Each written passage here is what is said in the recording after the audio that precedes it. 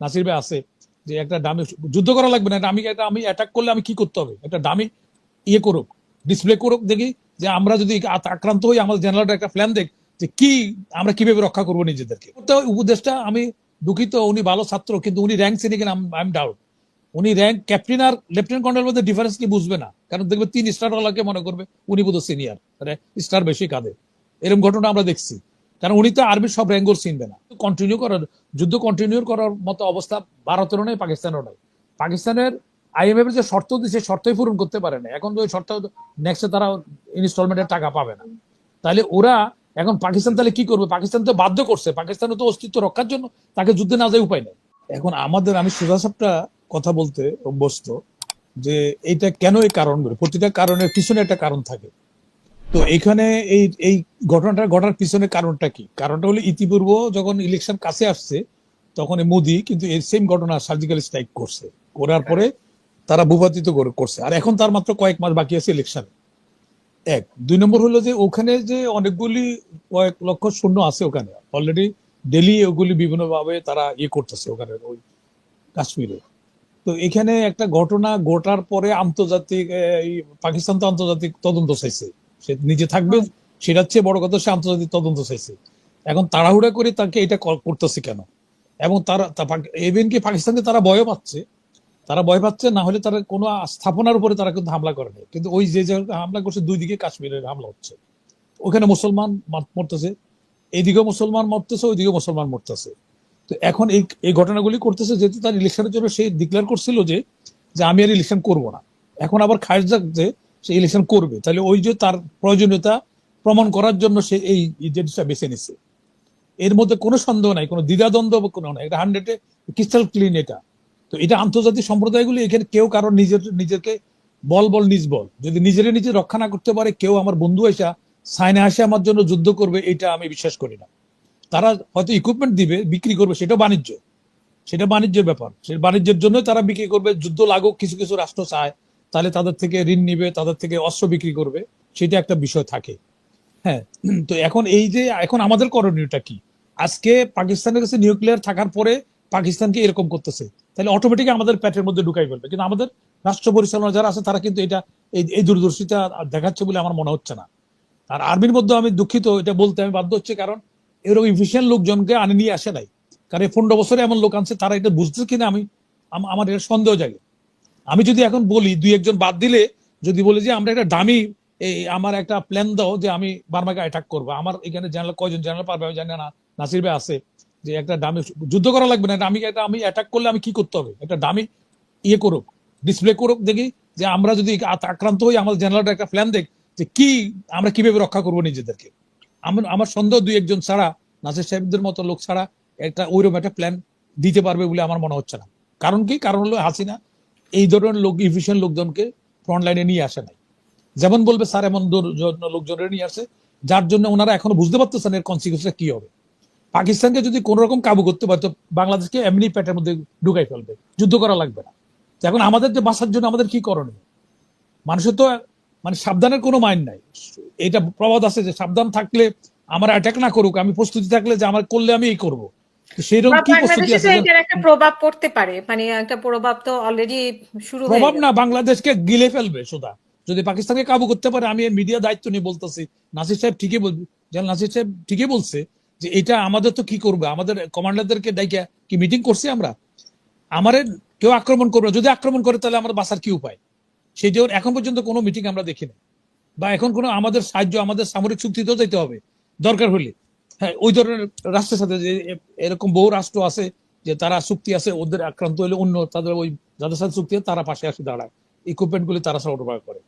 এখন আমাদের people's army যেমন ম্যাট্রিকের পরে ইন্টারমিডিয়েট থেকে আমাদের কম্পালসারি একটা সাবজেক্ট যে সামরিক প্রশিক্ষণ, এটা বাধ্য করে সরকারি গভর্নমেন্ট এখন যারা আছে এরা সংস্কার মধ্যে আছে, দেশ না থাকলে সংস্কার, 57 না জালে 16 আনাই নিসা। তো এখন আগে তো দেশ থাকবে, তারপর তো আমরা সংস্কার, হ্যাঁ সংস্কার তো কুসংস্কার রূপান্তরিত হবে। এসব না করে উনি বলছেন উনি সিভিলিয়ান, ওনার সামরিক অত জ্ঞান নাই, উনি অর্থনীতি ভালো বুঝছেন, আমাদের চিফ অ্যাডভাইজার সাহেব উনি যতটুকু বলছে এটাকে টেনে নিয়ে এটাকে সূত্র ধরে আমার জেনারেল সাহেবের নিরাপত্তা উপদেষ্টাও আছে একজন। না, নিরাপত্তা উপদেষ্টা আমি দুঃখিত, উনি ভালো ছাত্র কিন্তু উনি র্যাঙ্ক চিনি কিনা আই এম ডাউট। উনি র্যাঙ্ক ক্যাপ্টেন আর লেফটেন্যান্ট কর্নেল মধ্যে ডিফারেন্স কি বুঝবে না, কারণ দেখবে 3 স্টার ওয়ালাকে মনে করবে উনি বোধ সিনিয়র, স্টার বেশি কাঁদে। এরকম ঘটনা আমরা দেখছি, কারণ উনি তো আর্মির সব র্যাঙ্কর চিনবে না। তো সুতরাং ওনাকে এখানে কেন করা হয়েছে, দোবালে শুধু 5 বছর ধরে মানে সেনা সদরের জিএসকিউর সামনে সে পাগলের বেশে 5 বছর ছিলেন ওখানে। তারপরে একজন ওখানকার মেজর হিসেবে সেই ইকবাল নাম নাম পরিবর্তন করে সেখানে ওই যে তার রয়ের লোক পাকিস্তানে কাজ করছে, পাকিস্তানের সকল সিক্রেসি আউট হয়ে যাচ্ছে। তখন তারা চিন্তা পড়ে গেল কিভাবে হচ্ছে, তখন তারা 2জন লোককে ধরছে, একটা জিওসের বাসায় মালি হিসেবে কাজ করছে, সে ওই রয়ের এজেন্ট, আর এই দোবাল ছিল পুলিশের লোক।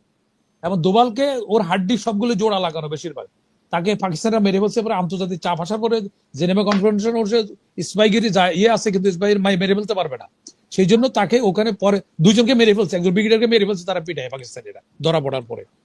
কারণ ওখানে তারা শিবপুরের থেকে কি যেন আপনার ইন্ডিয়ার একটা ইঞ্জিনিয়ারিং থেকে শিবপুরে থেকে পাশ করার পরে সে মেজর হওয়ার পরে ওখানে নতুন করে নাম পরিবর্তন করে মুসলমান নাম ধারণ করে পাকিস্তানের ইঞ্জিনিয়ারিং ইউনিভার্সিটিতে পড়ালেখা করছে, করার পরে সেখানে আরবিতে ঢুকছে, ঢুকানে ব্রিগেডিয়ার হয়ে গেছে সে। পরে ধরা পড়ার পরে বললো তোমার সাথে আর কারা কারা আছে, তখন দোবাল ওখানে কিন্তু করতো, সে পুলিশ অফিসার ছিল কিন্তু। তো দোবালের সাথে আমাদের এখন এই খলিল সাহেবের এখন যত ভালো ছাত্রই হোক, ওনারা যদি বিমান চালাইতে দিতে উনি পারবে, বা জাহাজ মন্ত্রী জাহাজ চালাইতে দিলে পারবে। আর্মি তো সব আর্মসের, এবং আর্মির মধ্যে সবাই জানবে না, যেমন এস এর লোকেরা, সিগন্যালের লোকেরা সব অস্ত্র চালাইতে জানে না, নাসির সাহেবরা পারবে। এখন আমি দাড়ি দেখলে মৌলানাগিরি করা যায় না, এখন যদি দাড়ি দেখে আমি রবীন্দ্রনাথের বাইতুল মুকাদ্দাসে ইমামতি করতে দিই তাহলে কি হবে? তো সেখানে আমাদের ওইটাও বুঝতে হবে, যার যে নলেজ আছে তাকে সেই কাজে লাগাইতে হবে। এখন উনি আছে, ওনাকে ফরেন মিনিস্ট্রি বানালে উনি হয়তো ভালো করতে পারতেন, উনি কারণ ফরেন সার্ভিসে উনি ফার্স্ট হয়েছিলেন, উনি প্রতিরক্ষা ডিপার্টমেন্টে কোনোদিন উনি চাকরি করেন না। এই যে এই পর্যন্ত যতগুলি মিলিটারি করে, যারা এই সামরিক উপদেষ্টা যেগুলি করা হয়েছে পৃথিবীর অনেক জায়গায়, সে সামরিক ব্যাকগ্রাউন্ডের লোকদেরকে দেয়। এখানে অনেক সামরিক ব্যাকগ্রাউন্ডের লোক রাখলে ভালো হইতো, কারণ রণকৌশলটা তারা প্র্যাকটিস করতে করতে প্র্যাকটিক্যাল একটা এক্সপিরিয়েন্স তাদের থাকে, সেটার জন্য তারা কিভাবে শত্রুকে ঘায়ল করতে পারবে তাদের নিজস্ব নলেজ দিয়ে তারা সরকারকে অ্যাডভাইস করতে পারে। এখন ওনার তো উনি তো এটা পারবেন না, উনি জানতে জানতে এদিকে অন্য কর্মসারা হয়ে যাবে। তো এখন আমাদেরকে এখন ফিউস আর্মির জন্য আমাদেরকে ইমিডিয়েটলি আমাদের একটা নতুন সাবজেক্ট যোগ করে ইন্টারমিডিয়েট থেকে বাধ্য করতে ফিউস আর্মি করতে হবে আমাদেরকে, কারণ আমরা করতে পারবো না। আর একটা জিনিস হলো যে ইমিডিয়েটলি রিটায়ার্ড করছে যারা, তাদেরকে আমরা স্ট্রেংথে নিয়ে আসতে হবে, রিজার্ভ ফোর্সের মতো আমাদের সকল যারা সক্ষম আছে, এটা যদি সরকার করে তাহলে এদেরকে স্ট্রেংথের মধ্যে নিয়ে আসতে পারে, কারণ আমাদেরকে বাঁচতে হবে আগে। সুতরাং এই গাছগুলি কোনোটাই করা হচ্ছে না, আমরা লাঠি নিয়ে আমরা কথায় অনেক বড় কথা বলতেছি, আমরা এই করব সেই করবো, দখল করতে পারবো, কি দিয়ে দখল করবেন আপনাকে তো নিউক্লিয়ারের যাদের মালিক, যারা নিউক্লিয়ার আছে তাদের দেখো চাই অবস্থা। তো এখন ঘটনা হয়েছে কি, তারা কাপুরুষের মতো কাজ করছে, তারা কিন্তু যুদ্ধ কন্টিনিউ করার মতো অবস্থা ভারতেরও নয়, পাকিস্তানেরও নয়। পাকিস্তানের IMF এর যে শর্ত দিচ্ছে শর্তই পূরণ করতে পারে না, এখন তো ওই শর্ত নেক্সটে তারা ইনস্টলমেন্টের টাকা পাবে না।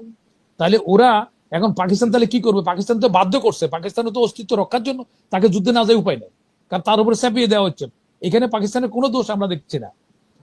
তো এখন পাকিস্তানের সাথে দরকার হলে আমাদের একটা করতে হবে। আর এটা এখন এখানে যে হয়েছে, তারা রাত্রে বেছে নিছে, যদি ওরা কাওয়ার্ড, তারা দিনে কোনো দেয় নাই, সোরাগুপ্তা হামলা করতে চাইছে, আমাদের এখানে তাই করবে তারা। তাদের সহ্য হচ্ছে না, তাদের যেভাবে তাদের স্বার্থ বিঘ্নিত হচ্ছে, এখানে মার্কেট চলে গেছে, যা বলছে তাই করছে অঙ্গরাজ্যের মতো। আমাদেরকে হাসিনার সময় এটা করা হয়েছে, এখন তারা তো বসে নাই, তারা বারবার তারা মিটিংও করছে, সাহস করে না। তার বাঙালিদের জানে, বাঙালিরা যোদ্ধা হিসেবে ভালো, কারণ ইকুইপমেন্ট নাই, অর্থনৈতিক সচ্ছলতা নাই, সেটা ঠিক আছে, কিন্তু বাঙালি যোদ্ধা হিসেবে অনেক ভালো, আমাদের সোলজাররা অনেক ভালো, আমাদের নাসির সাহেবরা এরা অনেক জনকৌশলে অনেক এক্সপার্ট। এবং ওরা আমাদের এর আগে বিডিআর এর যখন লাগলো তখন তো আমাদের মাত্র 6 ডিভিশন, তাতে আমাদের মেরে নিয়ে আসছে ফজলুর রহমান সাহেব। যদিও ফজলুর রহমান এবারে কথা এটা বলছে, এটার সাথে আমি একমত নয়, নাসির সাহেবের সাথে আমি একমত, কিন্তু নজরুল রহমান সাহেব যখন বিডিআর এর ছিলেন তখন তো দেখাই দিচ্ছি আমরা। তো এখন আমাদের শুধু হইলে আমরা অনেক দূর আমাদের নিজেকে রক্ষা করতে, আমরা কাউকে আক্রমণ করবো না, আমরা অফেন্সিভ না, আমরা ডিফেন্সিভ পলিসিতে আমরা যাব। তো সেটা যেতে গেলে আমাদের কি করণীয়, যতগুলি এক্সপার্ট আছে তাদের নিয়ে ইমিডিয়েটলি মিটিং করে একটা সিদ্ধান্ত আসা দরকার। আমি প্রাথমিক আলোচনা আমি এটাই বললাম। অসংখ্য